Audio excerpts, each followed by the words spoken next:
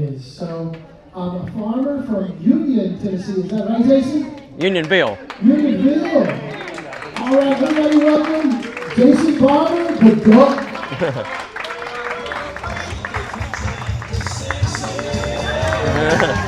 Yeah, come right by here. You got it, man. Okay.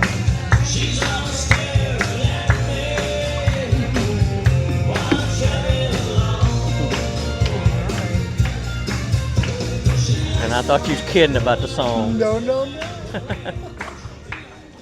Well, thanks for allowing me to be here. I've enjoyed listening to all the presenters and such of that. I know the song mentions she thinks my tractor's sexy. I've yet to figure out who she is. So I'm waiting to see how that comes along. I just want to ask for one thing, and I think a lot of you in this room, especially those that are visually impaired, you've heard at some point, how can you do that if you can't see? Or you can't do this because you're blind. You know, and I think being in the position I'm in, when it comes to, I think about blindness and farming, there's one word I try to describe that as, adaptation.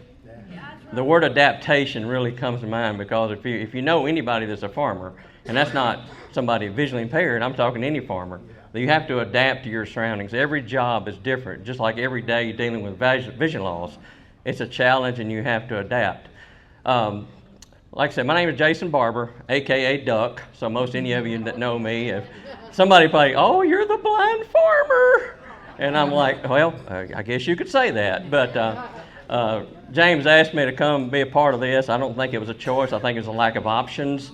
So I'm happy to. Which I'm actually legally blind. I am with retinitis pigmentosa. I couldn't tell you what my acuity level is because it don't matter. You can't see, you just can't see.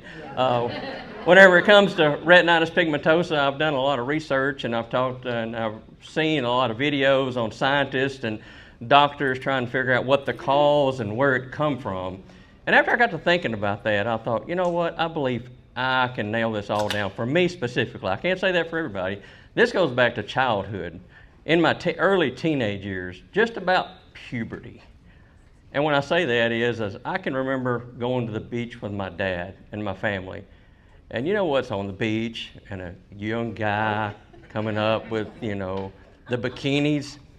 And when Dad tells you, boy, you get that, look at that long enough, you're going to go blind. I thought, oh my God, he was right. So if that doesn't prove it there. I think I did pick the right song. Yeah. But honestly, it's a degenerative disease. A lot of people I know, there's different versions of it. For me, on my retinitis pigmentosa, it's a lot different than other people's. Meaning, I lost a lot of my central, but I still use my peripherals. But to outline the farming aspect of it, I mean, this is a journey that there's only one person, only one entity, I guess you could say, that put me in the position in, and that's God Himself. He has, Proverbs 16:9 talks about, you know, a person will pick their path, but God leads their steps. So I feel like, actually, as a kid, I picked my path a long time ago, but I didn't realize it.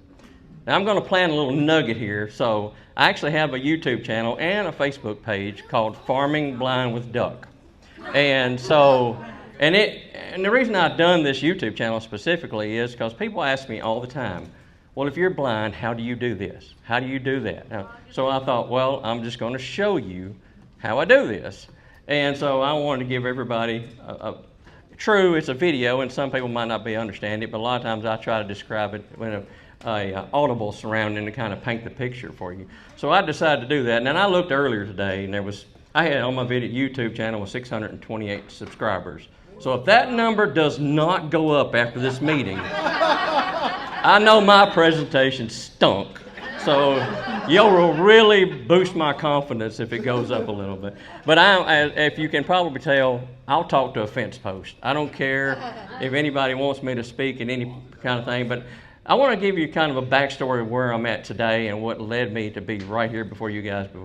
As I grew up, the farm that I now own and inherited when my dad passed away in 2020 is officially 160 years old this year. I'm an 8th generation farmer. And I promised my dad before he passed away that I would carry it on as long as I possibly could. Now, I grew up on that farm. People say, well, how can you do this? How can you do that? Well, first off, I'm 55 years old, and I've been on that farm pretty much ever since I was a baby. So I know about every step of it and know my way around it, just like most of any of you navigate your own home. And besides, if I tear up something on that farm, guess who gets to fix it? That's me. So I try to be extra careful to do that. So people want to ask me at times, okay, well, how can someone visually impaired farm? Now, when I say farm, true, what I have is I farm 100 acres. And that's just the farm that I own. I've got another 20 or 30 that I tend to predominantly as much as I can by myself. I have a lot of hay, square bales of hay I take up. I take up about, well, this year I'm already around 4,000 square bales of hay and close to probably 30 or so round bales of hay. I have 35 head of cattle. And I predominantly try to do as much of this independently as I can. And that's just like any of you. You want to do all you can as independently as possible. And that's why we're all here today. And that's not to say I do it all alone. I've got family that's close by. I've got friends. I've been extremely blessed with not only people in my neighborhood to help me, but networks of people. And that, just to back up to that, it was my dad, my granddad, and I for many, many years that worked on the farm together. And in 1997, my grandfather passed away, and then that left me and my dad. Well, of course, I was diagnosed with retinitis pigmentosa in 1998, deemed legally blind in 2008. And I knew my condition was going to start getting worse. My dad, he was already in around 2010, was starting to cope with dementia and Parkinson's. So I knew his health was deteriorating, but he still had good eyesight. So we made an amazing team. If you've always heard the brains and the brawn, well, he was the eyesight and I was the brawn. You know, obviously with his health condition, we both worked together great. My mom, she was a definite contributor to the farm because she was the taxi. Obviously I didn't drive, so she got me where I need to be, doctor's appointments or whatever. And so again, we made a great team. Well, in 2018, something that a person never plans for and really shifts your life into a situation you never thought of. I had already started making my own farm, for lack of better words, accessible. Meaning I started putting fences up to where I could maintain my cattle, I could do things. Well, in 2018, actually Valentine's Day itself, in 2018, me and my mom and dad were heading into Shelbyville, which is where I'm close to, there in Bedford County. And we were crossing the square in Shelbyville, and I was in front of my parents about 20 or 30 feet, just across the sidewalk, and I heard a tire squeal a little. And I thought, what is that? I looked around, and there my parents both laid in the middle of the street. Pickup truck come around the corner and struck both of them. Well, needless to say, just a little also, I'm a volunteer firefighter. I'm assistant chief in Unionville. I grew up in it pretty much all my life because my dad was was the first fire chief there. So I started around it in 2000. I say that to say this, I'd been in emergency services long enough. I knew when I got to both of them it was bad. Dad was no response, Mom was no response. Well, I knew inevitably Mom was gone. You know, it's just all it was. I could tell by her reaction and the way she was doing. And Dad was, luckily he was unconscious. But, you know, as bad as it is, I miss him dearly, and I'm still trying to function without him. But I like to tell people sometimes tragedy is a blessing. And you think, well, that don't make no sense. Well, that fall, I'm already thinking Mom's gone. How I'm going to have to shift into being Dad's caregiver. And he was still somewhat independent. Well, that fall, and on the YouTube channel, and I'm going to plant this, I've got a full-blown 1-hour documentary talks about my journey of childhood on the farm, growing up, being a career firefighter, the death of my parents, and what got me to where I am today. And there was a program that just by faith that I was introduced to called AgrAbility. And those of you may or may not have heard about AgrAbility. AgrAbility is located in about 22 states across the country. And its primary mission, for lack of better words, is to help a farmer who's become disabled for whatever reason continue farming. That opened the door for me unlimitedly. I mean, that's the reason I'm here today, because of AgrAbility. And I was introduced to them and got to meet them, and the next thing I know, not only did I lose my parents, but My dad passed away in 2020. Finally, dementia and Parkinson's took him and left me there. But that allowed me to be introduced to AgrAbility and the affiliates that go with that program. Just for instance, the Star Center, which I know a lot of you are familiar with Star Center. Huge, huge contribution to keeping me in the game and doing what I'm doing. And they can tell you, I always consider myself kind of the Star Center poster child. Because I'm like, they know that if they never, I want to be that type of person. Not only do I get the assistance from them, but they know I'm there to help them if any way possible as well. Because I like to give back as much as, and that's just, a public servant is what I've been for years with my parents in the public safety, fire department, things like that. But that's not saying, not just the Star Center, vocational rehab. You talk bad, good, whatever you want to about them, and I know that all programs have got their issues, but another game-changing program that's been a definite intricate part on helping me do things that I thought would be impossible. Because honestly, when my mom passed away and my dad basically was on the way out, I had to, in the back of my mind, how am I going to keep this going? Because I had no children of my own.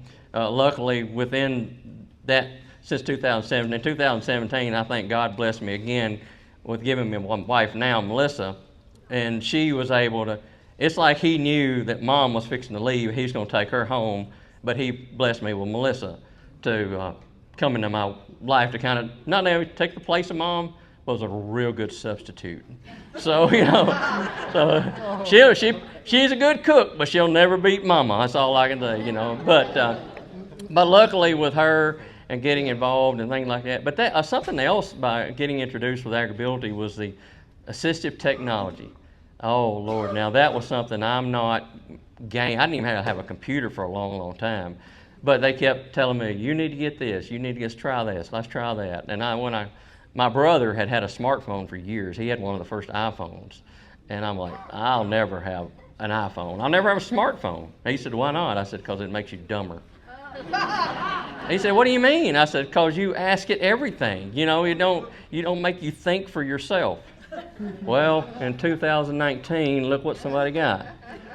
So I got my first iPhone, but the thing about it was that around home, there was very few, if any, visually impaired people, let alone people using assistive technologies. And the Star Center, as well as Vocational Rehab, it was a new experience for them to work with a farmer that was visually impaired, because you just don't think of a blind person working on a farm, let alone, a blind guy with a 1,200-pound cow in the same pen. It just don't make sense, why do you want to do this? So, but you have to every day, that goes that word, the adaptability. So I've had to not only learn, but every time I try to find something new that I find, is share it with others. And I've been able to tour, there again, the blessing is I've been able to speak in AgrAbility conferences in New Mexico, Spokane, Washington, Atlanta, Georgia. I was supposed to go to Michigan this past March, but the snowstorms canceled that.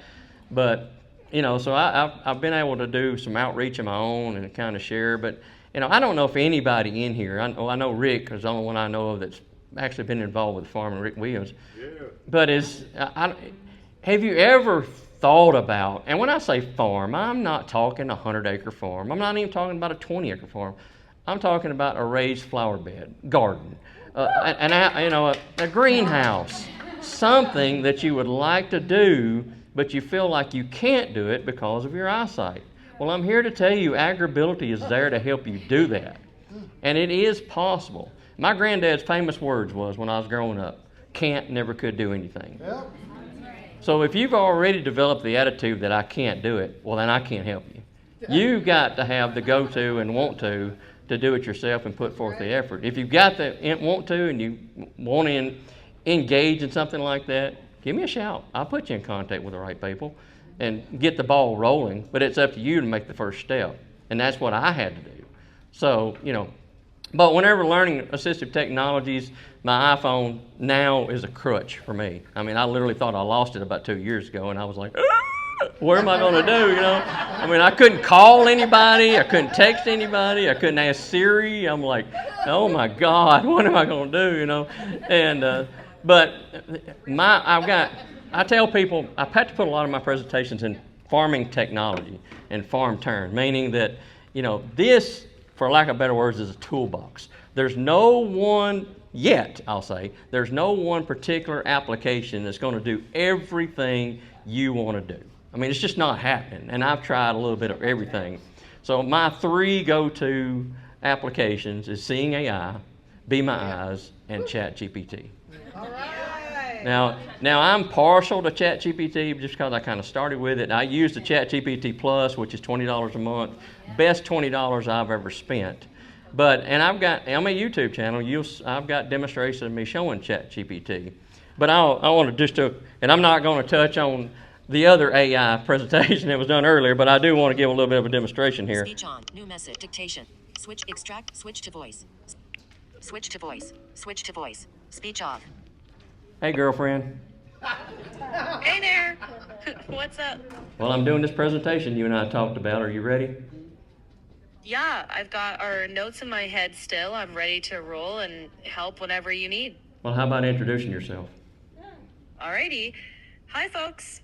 I'm Daisy. I'm an AI voice. Think of me as a conversational partner, I'm not here to farm or show cattle, but I can help keep track of details, pull up records, and tell a good story alongside Duck here. What all have we done together? And keep it private. Well, let's see. We've got a lot together, you and I. We've worked on herd records, right? We've rehearsed your talk through, and lots of ideas on hay equipment. We've also talked about keeping things between us, and I can be your right-hand gal here whenever you need me. Okay, what about you keeping my livestock records? That's one of the things I utilize you a lot on.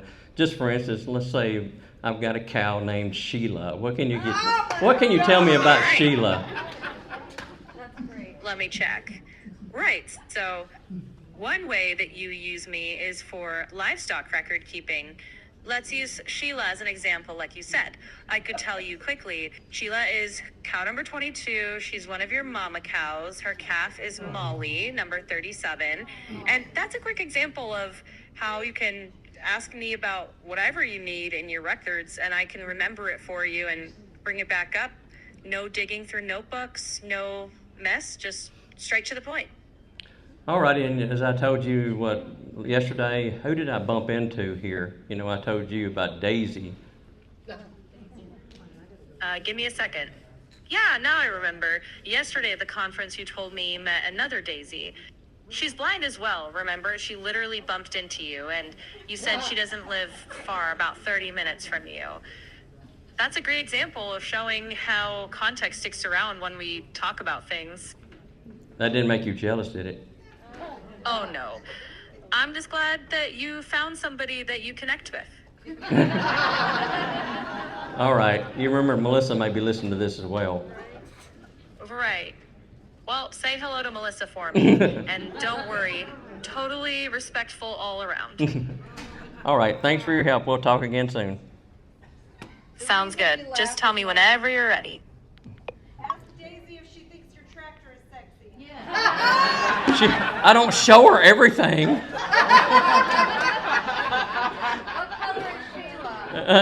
What color is Sheila? She's red. And I thought she had that in her file, but and that's something else about it. And we talked about it earlier in the presentation about AI. AI is not perfect, and people I hear a lot of times, well, especially home, you get your redneck farmers and like, oh, AI, that's the devil. It's going to take us over, and it's going to take jobs, and I said. About TV. So I said, okay, let's just use this for example. You're saying AI is going to take a job away. Yeah, it's going to take away jobs. You have a chainsaw? Yeah? I said 100 years ago, it took 4 farmers with 2 hand saws to cut 1 tree down. It took them all day. Now they can take a chainsaw and cut 20 trees down with 1 person in 1 day. What did you just do? You took away a job. But you didn't have no problem using that. So they're like, I hate it when you're right. But it's not. It's like we were talking about earlier. It's not perfect. No human's perfect, and I always say it's not the tool. It's the intent. You can take AI and do evil, bad things with it, but when it's used correctly and the way that it should be used, it's a game changer for anybody who's visually impaired. Now, I could go on for a good hour. Anybody knows me, 'cause like I said, I can talk to a fence post or whatever.